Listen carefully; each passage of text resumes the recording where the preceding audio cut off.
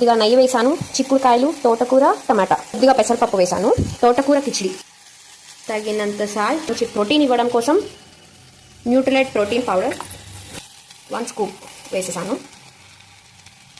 మా పిల్లలు ప్రోటీన్ విడిగా ఇస్తుంటే తాగట్లేదండి, నచ్చట్లేదండి అని వాళ్ళ కోసం ఈ చాయిస్.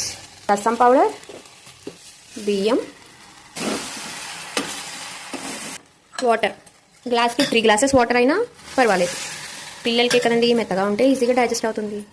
అండ్ మనం చేసే రైసెస్లో వాటిల్లో కంప్లీట్ ప్రోటీన్ అనేది వెళ్ళదు కదా, కాబట్టి ఇలాగా వేసుకోవచ్చు, విడిగా తీసుకోవచ్చు. ఇలా వేస్తే వాళ్ళకి ప్రోటీన్ వెళ్తుంది, వెరైటీగా రైస్ తింటారు.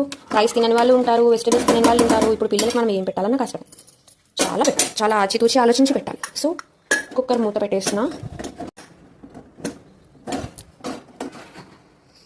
యమ్మీ యమ్మీ తోటకూర కిచిడి రెడీ. గుమ్మ గుమ్మ అదిరిపోతుందండి.